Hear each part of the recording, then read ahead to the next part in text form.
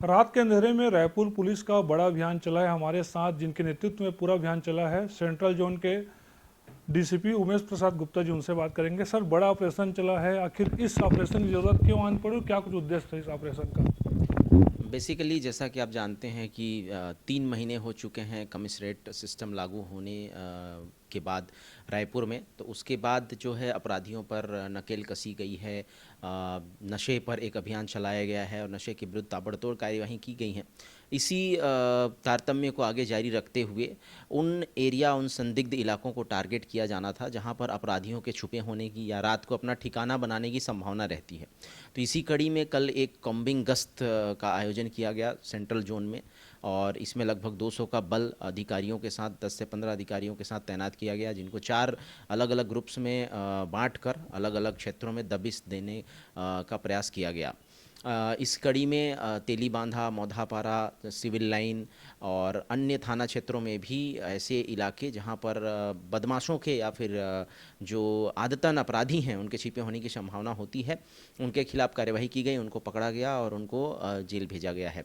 साथ ही जो वारंटी होते हैं, जो स्थायी या गिरफ्तारी वारंट जिनके खिलाफ रहता है, जो भागते रहते हैं, छुपते रहते हैं, तो रात में उनके मिलने की संभावना बढ़ जाती है। इसलिए एक तरह से पूरी तरह कॉम्बिंग गश्त जिसको बोलते हैं कि पूरी कंप्लीट चेकिंग की जाती है ऐसे एरियाज़ की जहाँ पे इस तरह की संदिग्ध गतिविधियाँ की जाती हैं। इसी कड़ी में बहुत सारी सफलताएं भी मिली। लगभग 10-12 वारंटी जो गिरफ्तारी वारंट जिनके खिलाफ था वो पकड़ाए।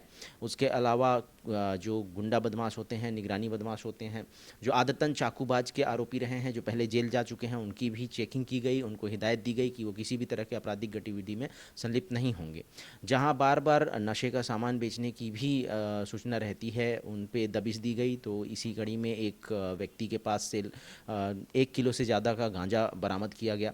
इस तरह से ओवरऑल एक ये हॉलिस्टिक कार्यवाही थी जिसमें अलग अलग आयामों को अंजाम देने की कोशिश की गई है, ताकि अपराधियों में एक खौफ और एक डर का माहौल बना रहे और किसी भी तरह के क्राइम को होने से रोका जा सके, और एक तरह से रायपुर शहर को शांतिप्रिय और बेहतर बनाया जा सके। सर, कई लोग सवाल भी उठाते हैं जब सरप्राइज चेकिंग होती है, खासतौर पर रात में, तो ऐसे में आम जन को असुविधा ना हो, इसका किस प्रकार से ध्यान रखा गया पूरी कार्रवाई में? जी, उसके लिए एक तो इसको लेट नाइट किया गया, 12 बजे से लेकर 4-5 बजे सुबह तक किया गया।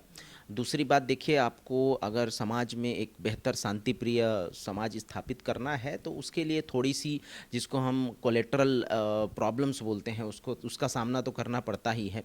अब उसमें डेफिनेटली आम जन को थोड़ी असुविधा होती है, लेकिन हम ये ध्यान रखते हैं कि जो सज्जन व्यक्ति हैं, जो अच्छे, जिनका कोई ऐसा क्रिमिनल रिकॉर्ड नहीं है, उनके घर पे बेवजह जाके दरवाज़ा खटखटा के चेकिंग नहीं की जाती। उन्हीं के घर पे चेकिंग की गई है जो आदतन आरोपी अपराधी रहे हैं।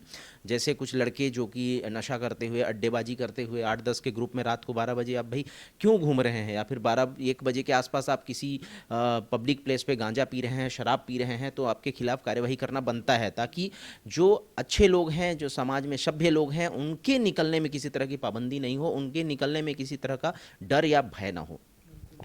सर, क्या लगता है आने वाले दिनों में भी ऐसी सरप्राइज चेकिंग फिर से रायपुर में देखने को मिलेगी क्या? जी बिल्कुल, ये लगातार चलता रहेगा। अलग अलग तरीक़ों से इसको डिफरेंट वेज में किया जाएगा, ताकि अपराधी आरोपी के लिए पुलिस प्रेडिक्टेबल ना हो, और अगर लगातार इस कार्यवाही को जारी रखेंगे ताकि शांति एक तरह से बना रहे और पुलिस कमिश्नरेट रायपुर का दबदबा बना रहे। तो ये थे हमारे साथ डीसीपी सेंट्रल जोन के, जिनका निश्चित तौर पर कहना है कि अपराधियों पर लगाम लगाने के लिए ऐसा सर्च ऑपरेशन आगे भी किया जाएगा। कैमरामैन योगेंद्र साहू के साथ प्रमोद मिश्रा, सुदर्शन न्यूज, रायपुर, छत्तीसगढ़।